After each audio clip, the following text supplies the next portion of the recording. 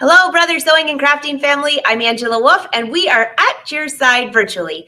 Today, we have two brand ambassadors, myself and Flaum. And Brother, thank you for letting us take over your pages. We are on Brother Sewing and Crafting Facebook and YouTube page, but we're doing it a little different today. Today, we're running it as a premiere. We recorded this in advance, but May and I are going to be in the comments chatting with you. We thought that would be kind of fun today. So ask your questions. Be sure to say hi, say where you're from, and we'll be chatting there with you while you're watching our tutorial. Sound a little different? You have to do something fun in the summer, right? Because one of us might be somewhere where the internet isn't so hot. And we know who that is this week. So let's bring May up. Hi, May. Hi, good to see you. Great to see you. Happy summer. Yes. It's been a good summer so far. How about you?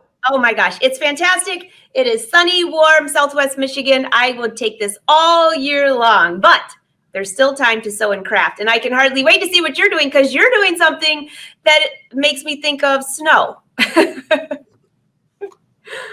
am. So what I've been doing here, and I say it every year, and every year I think I'm going to, and I never quite do. So I'm excited to actually see it happening this year, is I start to craft a little bit of the fall and winter holiday stuff. Now I start getting it going, specifically things that maybe have hand sewing or maybe beadwork or things that kind of take a little bit of time that you don't want to have to just sit down and do for hours and hours. Or things that work really great, like say you're sitting by the pool or you're watching a movie with your family and you can kind of sit there and do a little bit of stitching or something. I like to get those projects started in advance. So we're going to do a little bit of sort of Christmas in July. I love that idea. And you know what? You're right. This is always the time of year that you think of, okay, let's think of it. I've got a whole box of UFO projects from the last few years thinking of Christmas in July. But you're right. Now is the time, if you have a little bit of time, to do some hand sewing, if it's hand beading, if it's whatever, but to prep for it and have it all ready. So I cannot wait to see what you have. And maybe you will motivate me to get those things done early this year. Well, you know what? You're right. I'm starting with the box. Personally, I'm starting with the box from the last 3 years that never happened. That's where I'm starting because that box needs to go away. I'm tired of that box. But today what I'm going to show you is, I know last month we talked a little bit about felt and about cutting on felt. And this month, that's actually where I'm starting with my base, because I don't know about you, but when it comes to fall and winter crafting, I bring felt out so much more. Yeah. Well, you have so many options too. I mean, if it's applique, if it's whatever you're doing, and I know that everyone's going to be thinking, okay, I would just like to know from the audience, by the way, all of you watching, how many UFO boxes do you have from the past few holidays? Because it'll make us feel so much better. But May, you're right. Felt is awesome. So it is, and I tend to bring it out more and more. I think it's just the texture. It has kind of that warm, cozy texture, and I tend to bring it out more and more. And the thing about it is we can actually do quite a lot with it. The scan and cut can cut it. We can actually cut it out with the scan and cut and get going with it. But we can also combine it with other materials and do other things. Yes, like Angela mentioned, applique. We can make ornaments. We can make tags. We can make things to add on to, say, tote bags or anything. Basically anything you can think of, we can go and utilize that for. So what I'm starting with is I have some nice wool blend felt. You'll want to do tests depending on your local craft store or where you get your supplies. You'll want to run some tests on different types of felt, how they cut, how they are to craft with, how things work with them. They're not all the same. So this is just a nice wool blend felt that I've got, and I've got purple here. I've got a couple different colors because I have a couple different ideas. And I usually do I didn't have enough of this iron-on, so I put iron-on adhesive, and there's lots of different brands and lots of different options on that front, but I tend to put some iron-on adhesive onto the back. And this is just something, and I'll show you how you do it. You just take your felt and it comes, generally speaking, on like a little piece of parchment paper, I think I would describe it as. And you're not going to remove that parchment paper. You're going to leave that alone. So I'll just take my iron and press it, and it goes really, really quickly. Just give it a nice little press there. And I do this for two reasons. Reason number one is to save my scan and cut because, and by the way, felt scraps, same as paper scraps. I can hand cut and use all kinds of little scraps for little leaves or little flower buds or all kinds of different things. But the reason I do this is two things. Number one, our scan and cut mats, even with using this, when it cuts, there will be a small amount of felt fibers that get through. Some felts, if we put them directly on, and I have my cover here, so we're not actually putting this on the mat yet.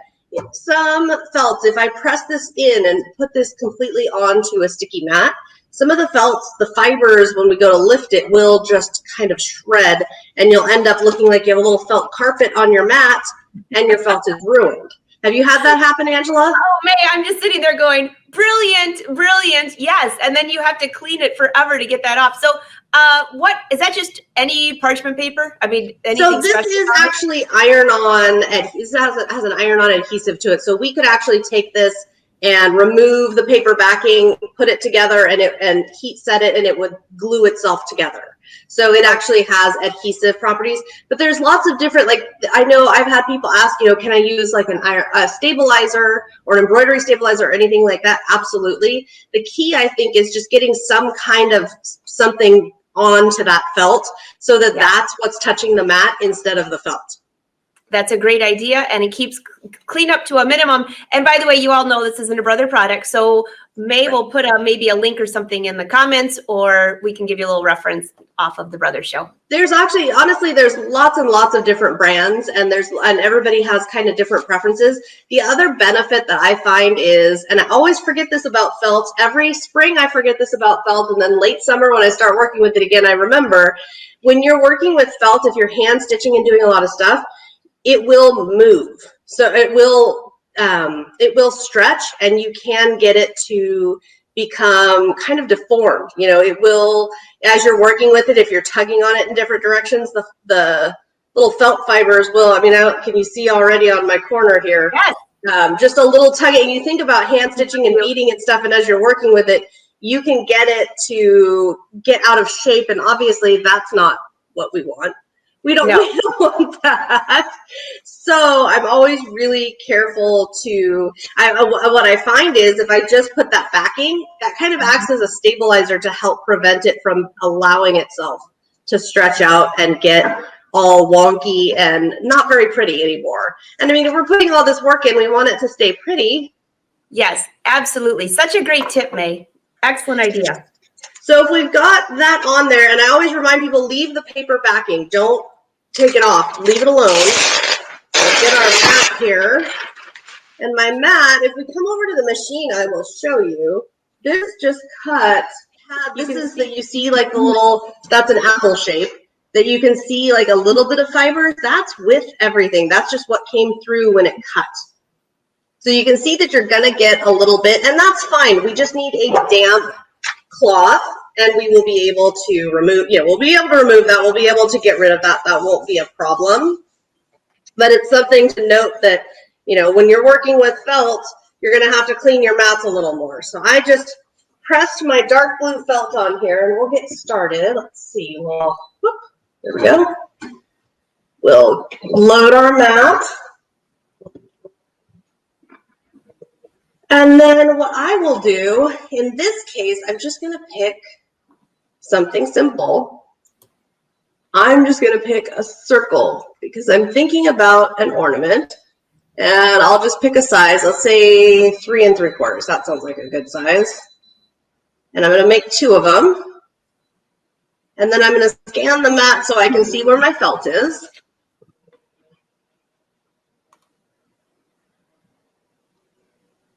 As you're scanning, I just have to say, May, that when people watch this, this is the coolest thing, because no matter what size fabric you have or what you're working on, that's how you can work in little pieces, and it saves so much fabric. It really does. Okay, so I can move this. And the other tip I have for you with felt, Angela, I don't know if you find this, but I try to keep it away from the very edge. Oh, that's a good idea. Because I find sometimes, and actually seeing that I have a little more space, I'll go back and move this little one because it's hard to see. There we go. So I try to keep it away from the very edge just because I find sometimes with the material, when you're getting right up on the edge, sometimes it can kind of, like it'll want to, I don't know, like it can cause, there's not as much stability, I guess, is what I mean. There's not quite as much stability, and and you can think to yourself, okay, well, you know, I thought that was okay, but it's right on the edge. If I have to go right to the very edge, maybe I only have a certain amount of material, you can put a piece of masking or washi tape onto the edge of this and tape it down, and that will help if I have to go right up to the edge. That is a great tip. Great idea. You know what? That's one of those things where once you know you should do it or could do it, it really makes a difference. And what the machine will do, so the auto blade is going to detect and cut through, and it may determine that we need a little bit more cutting, and if it does, we'll see here. So it's cut one circle, it's cut the other,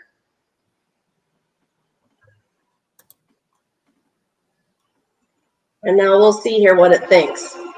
So it thinks that it's done. So what I will do before I remove my mat, and I'll show you, or before I remove the material from the mat, I'll just look and double check, is everybody good?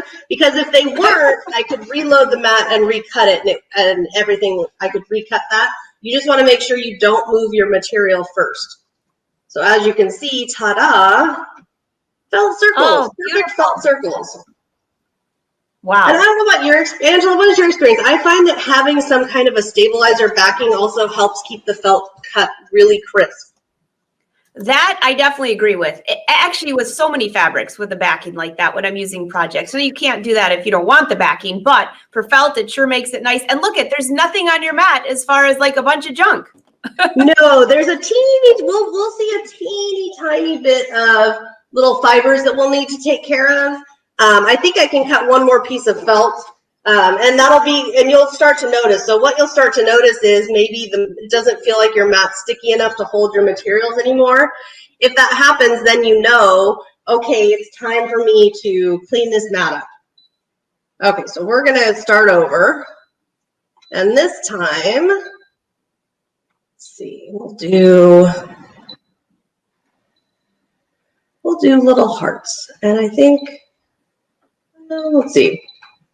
I always kind of just randomly pick sizes. The only thing you'll want to do for this, you'll want to know, and we're going to rescan. You want to remember what size or jot down what size you made things, just so that when you go for the next step here, we're going to switch materials. And when we switch materials, you'll want to know, well, what size did I cut my felt pieces? Because it will matter.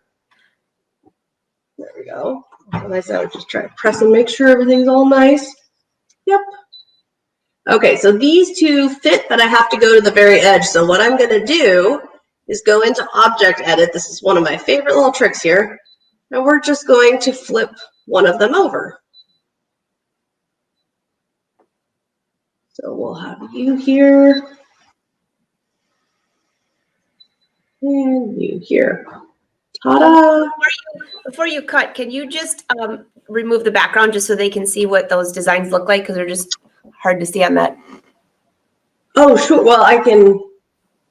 Oh, there. Perfect. Yeah. Yeah. Okay. So I just reversed one. I just reversed one so that they fit a little nicer into the center of this. So I don't have as much cutting really close to any edges.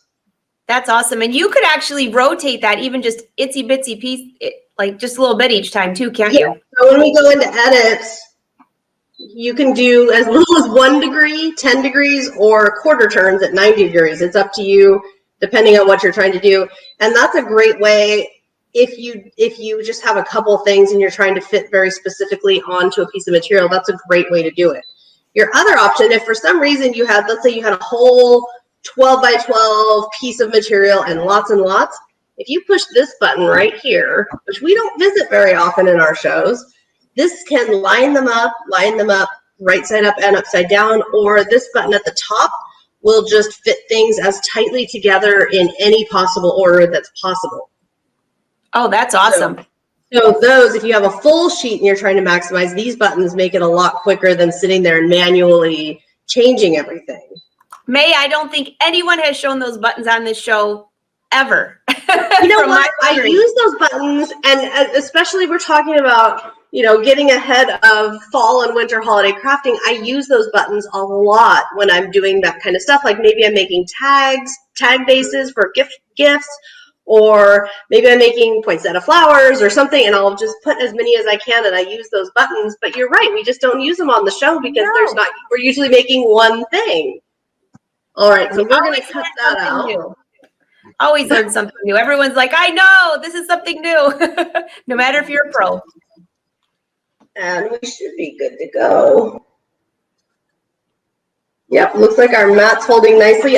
When we get into the felt, and when I've been cutting a lot with the mat, I'll just kind of, you see my fingers just kind of like checking to make sure, is everybody staying down? I just kind of tap and make sure we're not gonna, okay, so this felt, the Scan and Cut wants to recut. Remember the last one, it did one pass and said we're good. And this one, it's saying 2 passes, please. And I don't ask questions because it's always right. It always knows. We need another pass here. You can see that beautiful cut right through here. Oh, it's saying 3 passes. Okay.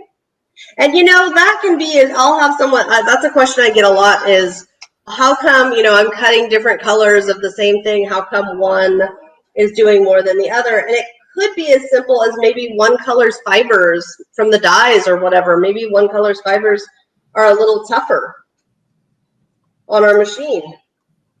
But here we go. Wow. And you know what? That is the amazing part, that it knows. It does know. And you know what? And I'm looking at my mat, and I'll show you guys for proof. You can't actually see where those purple parts cut. Wow. You can see the circles. You can see the apples. There's another circle, but the parts cut right here, and there's not even a scratch. Unbelievable. That's awesome. I love that about the machine, that there's so many things like that it helps us along. Mm-hmm. So as you can see, yes, we cut felt, and felt cuts beautifully, but it doesn't cut beautifully if we get into like teeny tiny details. Okay. And I just think of it as, if I tried to cut felt with my scissors, there gets to be a point where, it's just with the fibers and everything of felt, like it doesn't hold up. It's not smooth enough. It's not meant to be cut in teensy tiny, fine detail. Mm-hmm. So the question I get a lot is, okay, well, what do I do about that? If I like felt and I want to use felt, but I also want those details.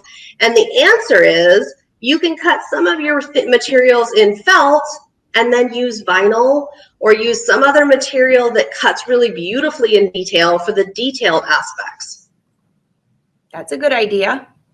So I do this a lot, and you notice we have the Disney machine out. If you go in the Disney machine, and I'll show you the SDX 230D here, this one, all the machines I think, or some of them have some form of layered pattern.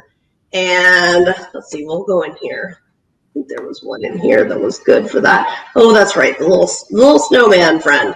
So this is a good example of, if we say okay here. So this is actually only 2 pieces. There's the piece number 1, which is these parts here. And you could see if we did this bigger, so we couldn't do this teeny tiny, but if we did this, say we did this a full 12 inches high, we could very easily cut this out of fabric or felt or something. It wouldn't be that detailed if it was large. Versus on this little guy, there's lots and lots of teeny tiny little cuts being made. So if we were going to try to do this mixed, we would maybe make the base out of felt and then do this out of vinyl, and it would layer up, and you'd still have that beautiful texture and feel of felt, but you'd also have all the detail of the vinyl, so you get the best of both worlds. So that's a good example. And this guy's another one where, and these actually, I've done these with multiple materials. Like I had a fabric, a really large fabric swirl, and then this part could be felt. So you can really get wild with your mixing and matching of what you want to do, and you could do glitter materials and solid materials and pattern. I mean, you can do as much as your mind can think of to do. Those are our May, limits. those designs, for someone who's like, oh, what is on that Scan and Cut? Those are actually built into the machine. Yes, these are all, I'll go back. So this is all the categories for this particular machine, most commonly referred to as the Disney Scan and Cut. These are all of the designs in here, and there are rhinestone designs built in. Here we have all of our Pixar designs. It took me a minute to figure out, but this is all the Pixar guys. So we got our little monsters and our little cars, and we've got, this one has a lot of the Frozen. It also has, we've got the Cheshire Cat, we've got Lion King, we've got all kinds of different built-in. Wow. I know, there's so many. And if you don't have this machine, there are also Disney files, not these files, but there are other files available for purchase that you can get that are Disney. Now remember, I said we need to keep track of the size, and I know we made it 3.75. So I think if we go 3.5 for the height. We were talking about so many things, May. I was like, how big did you make that? 3.75. I wrote it down. I'll admit, I wrote it down. Okay. So I got, this is a glitter heat transfer vinyl. So the shiny side that you see here is not actually the vinyl at all. It's actually the transfer material. And it's just a sticky, clear sheet you're able to iron, which is always nice. And then the material's on the back. So when you cut, what you're actually cutting is the back side of the material. And I always point that out because that is the important part to remember if you're doing anything with words. If you're doing anything with words, you need to remember that you're cutting the back side of the vinyl because the words are going to cut backwards. How many times have you done that, Angela? Oh, we won't. Let's not go there. Okay, good. I'd love to hear from everybody how many times they cut vinyl backwards because I've lost count. I cannot tell you. Everyone leave it. First of all, we asked them how many UFO projects. Now we're going to ask just how many times. It just makes us all feel better when we all know. Well, you know what? You think you do it once and you'd remember it? No, not so much. It's not. It doesn't. Once per. The only, what happens is I won't do it for a while. I don't know about you. I kind of my crafting will kind of ebb and flow. What kinds of projects or what techniques I'm using. So I'll be using this a lot, and I'll remember, and then I won't use it for a month or two. And when I come back, I've always forgotten. That's it. So we have our snowflake here. And we're going to cut this out. So I'm just doing a simple snowflake so that because my thought is we can really decorate this and make a beautiful ornament or a gift tag out of, or both. It could be a gift tag that becomes an ornament. And I'm just scanning so I know where that material is. And if you're wondering, okay, but how we talked about this mat right here is going to need to be cleaned. Yes, it does. However, vinyl does not take very much stickiness. In fact, vinyl, we can usually work with vinyl on, and I'm just going to tilt this up for a second so I can see. Okay, I just have to make sure it's in the material there. Vinyl, I can usually use a low-tack mat. So if it's a little fuzzy from the felt, that's why we did the felt first, because the felt needs very sticky versus the vinyl is not as picky. And then we're going in the settings because I love this auto blade. It has the half cut, which will cut the vinyl material and not the backing sheet. Which that's such a great tool as well. In fact, I always remember some people saying, when do you use half cut? Why do you use half cut? And that's such a great tool because now you're going to cut just the vinyl, not the bottom. You're ready for your project. You don't cut the mat, all the other things.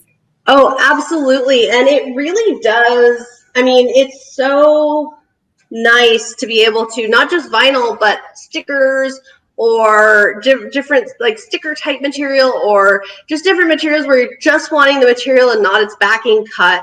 I know last show we talked about, taking things on the road and prepping so I could prep my stickers or my vinyl and it would be there cut, but the whole sheet is intact. So I could just bring the one sheet and I don't have a bunch of pieces flying all around separately. Which is just really nice. It also makes it really nice what you're going to see now. When we go to try to iron this, and I'm just going to make sure my iron's awake. My iron is a nice iron because it falls asleep and turns itself off, which I appreciate. But it means that I have to make sure it's awake when we need it. But when we go to iron this on, if you tried to put this material, and it's already done. Oh my gosh. All right, so we're going to do the same thing. where we test and make sure that this is cut. And I'm just going to lift. And with the vinyl, I do check like 2 different spots or 3 different spots because I want to make sure, I want to make sure that it cuts because it's very, very easy to cut vinyl while it's still on here. It is not easy to fix the problem if you've already taken it off the mat. It becomes very difficult to fix the problem if you've already taken it off. So we're just peeling away. And depending on the material, I like to recommend, especially if you're new to vinyl, I will always recommend this, any kind of glitter heat transfer vinyl to you because it's a little thicker and it's a little nicer to you. Look at how some of the heat transfer vinyls can be just a little finicky just because they're so thin and they're so delicate. So you do have to really be careful there that whatever you're doing, that it's not just going to work with with whatever material, but that the vinyl, that you're taking your time. We're never ever in a hurry with our vinyl. Because as soon as I get in a hurry, that's when things start ripping, and vinyl's not cheap. So you definitely want to make sure that you're... May, don't you just love how the Scan and Cut can cut those itsy bitsy intricate pieces with no problem? The biggest problem is getting all the pieces out of there. I know, and when someone asks me, well, how small can the Scan and Cut cut? I always just say, well, basically as small as I can get. It's very rare that I have something that I'm cutting, and that's perfect. Look at that. Oh my gosh. What we're gonna do, my work in progress shame. I still haven't done anything with my squares. It's still, for those who watch us regularly, for like 6 months, and it's still here at the table, and it's still the vinyl iron-on press sheet. Hey, May, that's okay because Cindy Hogan is still giving me a hard time for my Christmas sweater that I didn't finish last year. So I have got to get that thing rolling for next year. I think everybody voted on that piece of fabric too, what you should do with it. Table runner. I think table runner was winning. Yeah, I think so too. So generally it's recommended to have a cloth over versus going directly like I am right now. And the reason is so that when you're pressing, it's so that you don't burn so there's another layer in there, so you're not, because you do need to press a bit and make sure that you're really getting it heat set there, but you're not wanting to burn the vinyl or ruin the material. So that's why the cloth is recommended. You might sometimes see me do this directly, and the reason really is because it's the glitter vinyl, and the glitter vinyl is really hardy. Now this is, don't necessarily try this at home. You might want to check and see what your material says. But for me, the glitter vinyl tends to be very hardy, and I actually sometimes get a better result if I remove that cloth. There we go. Notice how slowly May is pulling that back, because if you see a piece come up, then you can go back and press it again. So that's right. And if I see any, and I will, as this cools, I will move it around and make sure I'm not seeing, it feels really pressed in there. If I move it around and I see little pieces popping up, we can just put this right back on and press it again. Awesome. Okay, so we've got that. And then let's cut another shape so that we have our little heart before we move out of Scan and Cut mode and into what we're going to do with these. So I'm going to go back here. So first thing I'll do is just look at colors. Let's see, I have kind of a light purple, and just kind of looking at what vinyl options did I bring downstairs today. I think I'm liking this dark purple. I like that a lot. And let's see if maybe we have a princess design. Let's take a look. Now, some of the designs, this is a great example. So this says P is for princess, and it's incredibly detailed. And we could make it, I've made it, I think, about 6 inches, which is actually very small for how much is in there. But it's really, some designs you really will find they simply need to be bigger. Sometimes there's designs that just really don't work teeny, teeny, tiny. So what I'm thinking for this one, though, is Rapunzel. Isn't that cute? That's really cute. So this is much smaller, and we're looking at a different shape, which we will address. I'm going to make this 2 3/4 high. That should work. Okay, and if it doesn't, we'll cut another. I've got plenty of purple vinyl. So my thought here is what we're going to end up doing is we may end up trimming a little bit of the design. And in this case, I have a nice full sheet of vinyl that I was able to press right onto the mat at the top corner. So we're actually, for the first time here, not going to have to do anything to the mat, and it's up at the corner, and that's good. Okay. And we're going to cut, and half cut is on. So we're going to let it do its thing.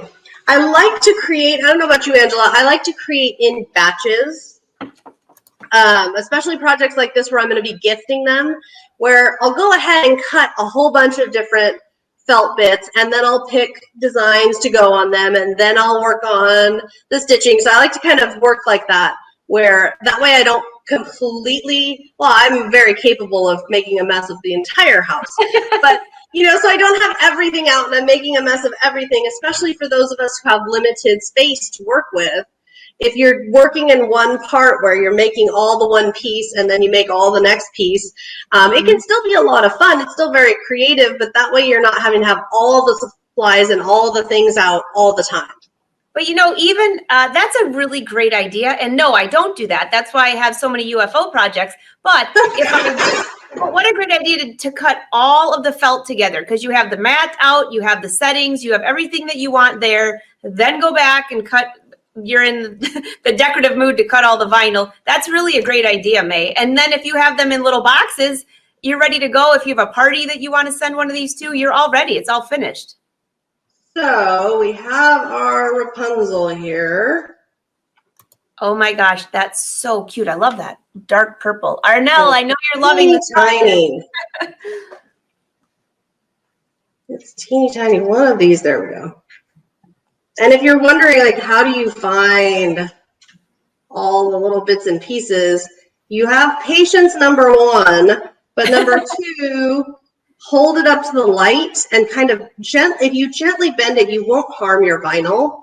But if you gently bend it, you can see where there might be little bits and pieces trying to be seen. Where there are little bits and pieces that are, like, there's one more. While you're pulling those out, May, it makes me think of, there was a project I was working on, and I couldn't really tell which pieces were supposed to come off and which ones weren't. And I actually got rid of pieces that were supposed to stay on there and vice versa. And it still turned out really cool. It was like a reverse effect of everything. So you can't screw these up. No, you really can't. And you can see here, so if we wanted the whole thing, we would need to make it a little smaller. There's a few little spots where it's going to go over. Mm-hmm. But I personally like that. I think that's going to be very cute. So what we'll do is we'll just trim down. And this is true for any project. If you have a design and you want it a certain size or you want it to fill a certain area, don't hesitate to go ahead and do it, but then just trim out whatever part is not quite fitting. Oh, brilliant. You might be amazed. Sometimes I'm amazed by how things come out and how much more I actually like them trimmed and a little different. Okay, so we can move our machine here. And we've got that. And if you're wondering, if anybody's wondering, okay, but why do we have the two of the same shape? Because what we'll do next is I'm going to do some stitching and beadwork and stuff on the front, but I don't want the back to show that. So I went ahead and pre-cut that second one so that when I'm all done, I can put these two together and it'll be a nice smooth back. So I won't have that unfinished look or that lots and lots of threads, and I don't have to worry about if I make any thread knots or any problems on the backside. Great Don't have to idea. worry about it. Great idea. And I love all these little tips. I know, we should call that, I'm thinking we should actually call this the tip show because we have so many today. There are. Even more, I mean, we're always ending up sharing ideas, and we're always, and I hope everybody leaves comments too of their own favorite tips, because I always love hearing, I always learn stuff from everybody in their comments. Oh, that's looking so that feels good. Pretty good, but I'm going to just give it a, sometimes the other thing, and again, I'm doing this with this because I know this particular vinyl very well, and the glitter vinyl is very hardy. I actually had a time where I wasn't really thinking, and I went ahead and tried that, and it was, I think it was called like a sports vinyl or something. It was made to be very stretchy and work on lots of different like athletic wear. And we're just letting this cool for a minute because it is burning hot. Hey, May. Well, and it also, I find that the vinyl or the material comes off better if you let it cool. You also get a better view of if everything is really tacked down properly or not if you let it cool for a moment. Because it's already cool to the touch. So wow. It goes oh my quickly. gosh. Isn't that fun? And if you have any little bit where you're like, well, shoot, that just slightly goes over, just trim it. Not a problem. So cute. Okay, Hey, I know that. I know we're going to get this question, and because some people are new to doing anything with the Scanica, but much less, heat vinyl. Is there a specific setting on your iron that you like to use? And do you have any tips for how long you hold it or how much pressure? You know what? That is a great question, and you're right. We do get that a lot. So mine, I set it to the hottest. I put it on linen because I want to know that it's hot.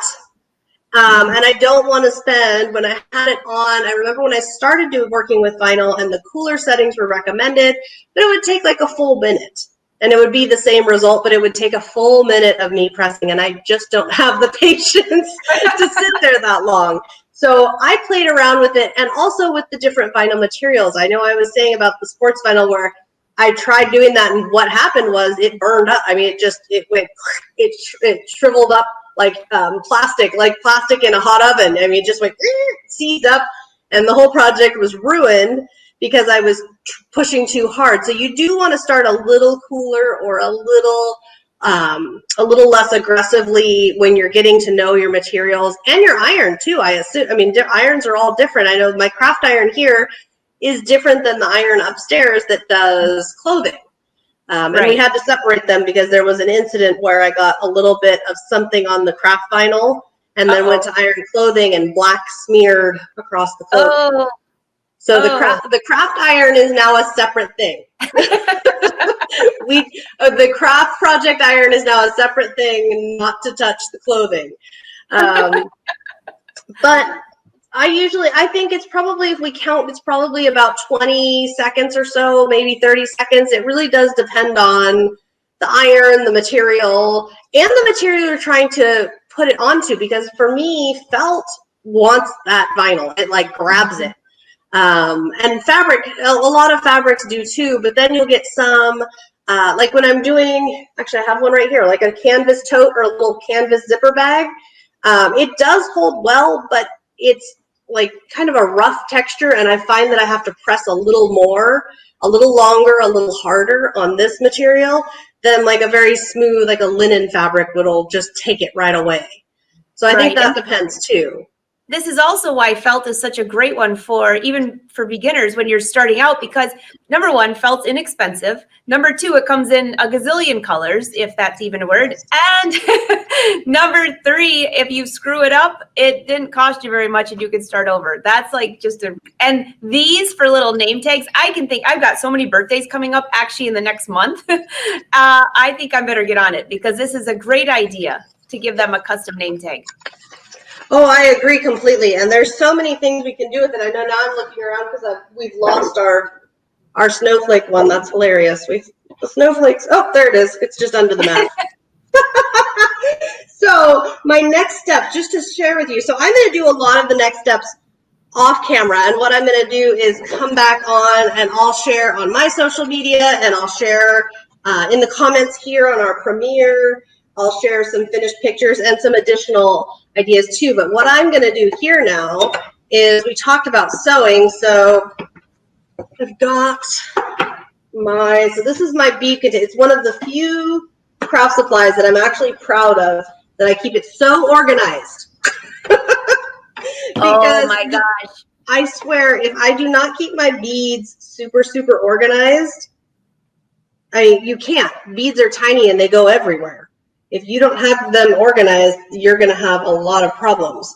Oh, so we want to take off. I'm with you, May. I actually organize my beads the exact same way, and I organize them all by color. That's a great, well, it's like a fishing toolbox. I took it out of my husband's stash, but you can find them at craft stores too.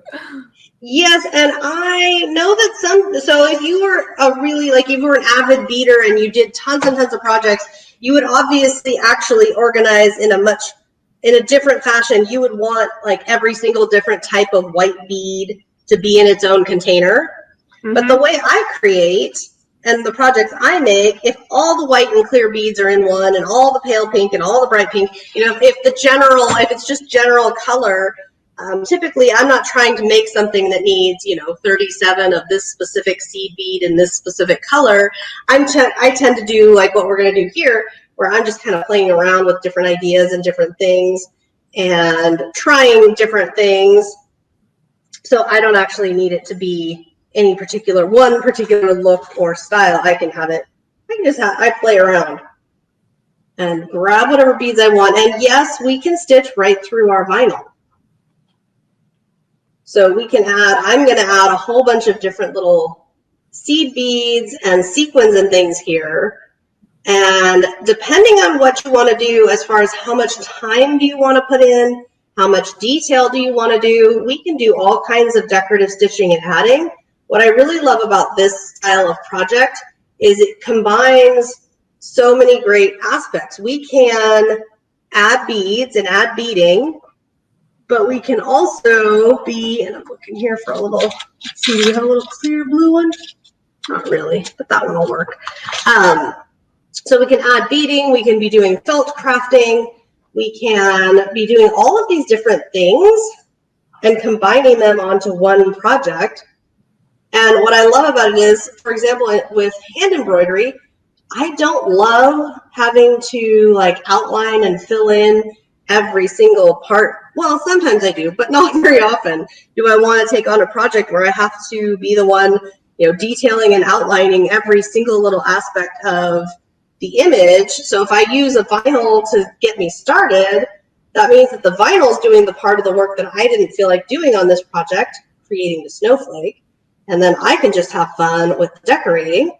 And you'll see it'll get a little messy back here for a minute, but we'll clean it all up. And then again, remember, when we're done, we're going to press this and we'll press it, but I will also actually stitch it together so that it'll be all nice and secure. And when I go to stitch it together, I'll get a piece of thread or ribbon or something to create like a little loop at the top, which you guys, of course, can see in all the pictures that I'm going to be posting.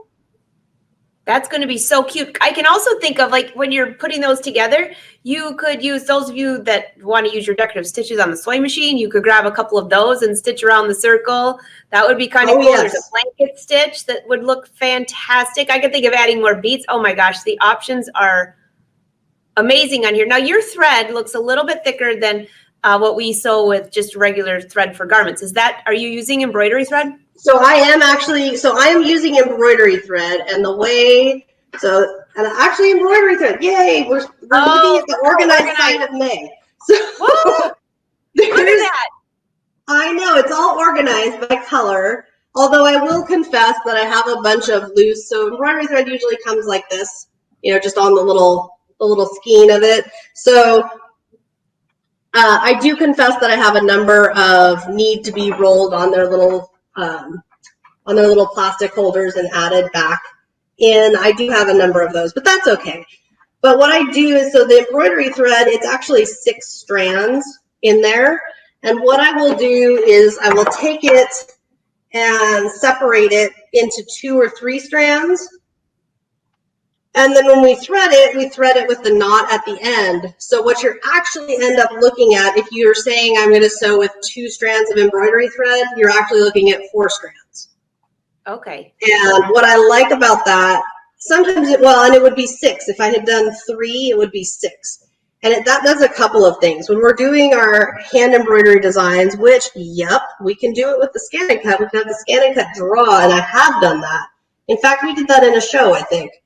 Where we did a hand embroidery design on the scan and cut by drawing it onto fabric.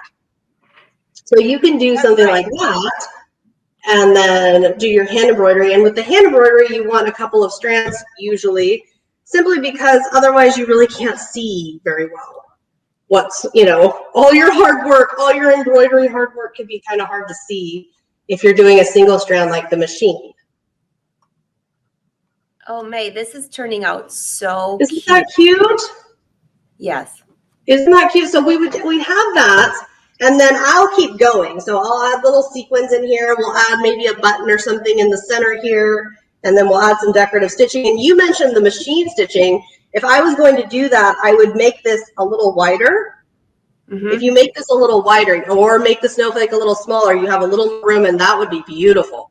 In fact, I have done that on ornaments where I pin my little piece of ribbon or whatever it is between the layers to be the little hanger, and then stitch around, and it turns out beautifully with machine. So you can do that too.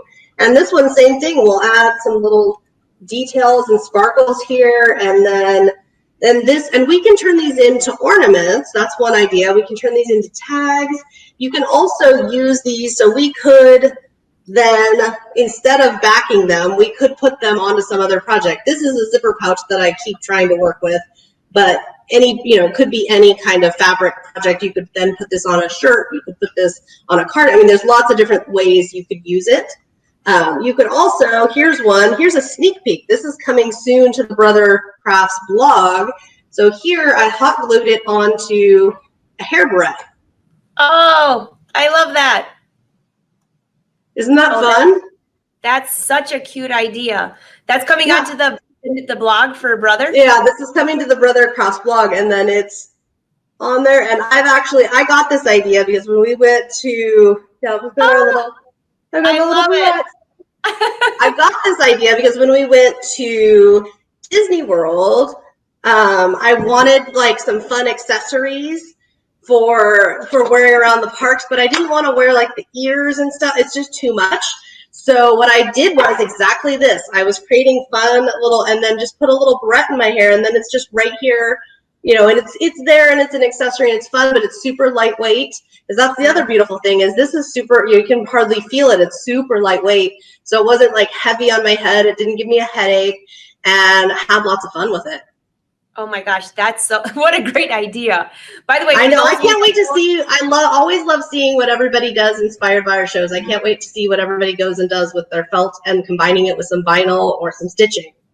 I so agree. And I was just going to mention the blogs are back up if you've missed that this last month. The Brother Sews and Brother Crafting blogs are both up. And I actually left a link down below. So you have May's website down below, which she has a ton of videos on YouTube.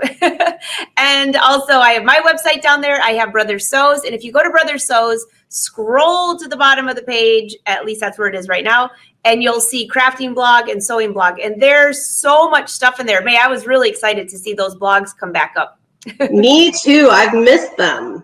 I know, and now they're in a better location and they're fast to find. So that's fantastic. And I also put all of our Instagrams above, so follow us there too. And also be sure to tag us if you make one of these projects. May, I know you always, if nobody has been to May's Instagram, it is so cute.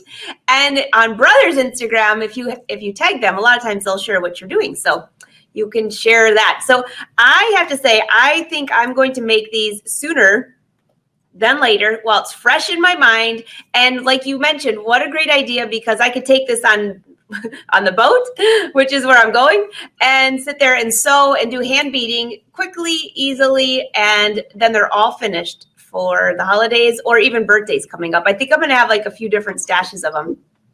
Oh, absolutely. And actually, that's what gave me this idea is I'm going to be doing some camping this summer. Still lots of summer left. So it's going to be going camping a couple times. And all I have to bring is, I don't have to even bring my huge bead container. I can just put together like a little tiny Ziploc bag, like a little tiny bag, like a little bead bag. I can put together a mix of colors that I want. I can put together my thread. So in a little tiny, tiny space, I can have everything I want for this one project and get it complete. Or like we talked about working in batches, I can just work on the beading and the sequins while I'm camping, and when I come back I can do machine sew finishing or hand stitch finishing, adding ribbon. We can do other things to it when we come back. So don't ever forget, if you're kind of limited in space or time, you can always just do part of the project but do a batch. That's a good idea. And now I know why you were cutting two. At the beginning, I was thinking, why is she cutting two of each? Maybe she's doing batching. We're batching. Yes, exactly right. And now I'm gonna go sit down. Well, not now, but this evening when I'm off work, then I'll go sit down and relax by adding more beads and more fun. That Or sounds if I'm awesome. waiting at one of the kids' doctor or dentist or whatever appointment or whatever it might be, there's always a project to be made. That's awesome. So for those of you that don't know how to find May, it's down below. And also, since we're doing this show a little bit different, we are actually commenting in the comments below. So if you see us like actually liking your comments or giving feedback, that's really us. You just don't see us typing. That's all, right, May? That's right. All right, so thank you so much, May. This was an awesome tutorial. I can hardly wait to see what we have coming next month. Maybe I'll have something to share to show you that I did this, some proof that I at least did one or two, right? I hope so. That'd be fun. Well, have a good month, May. Thanks, you too. Talk to you soon. Bye. All right, we have more shows coming up this week, so be sure that this afternoon you've got Cindy Hogan at 4:30 p.m. Eastern Standard Time doing Software Shut-In. Tomorrow, I will have a show on my page, but it might be a little different because it's going to be on a boat. And then Thursday, another Brother Educator. So mark your calendar. You can always go to Brother Sews and Brother Crafting Facebook page. That's where the whole schedule is. And be sure to sign up for their newsletter and you'll never miss anything. So if you're watching this on Facebook, be sure to like and follow. If you're watching us on YouTube, be sure to subscribe. You will never miss a live show. I can hardly wait to see what May does with these. So be sure to share your photos and tag her. All right. Bye, everyone. Have a good day.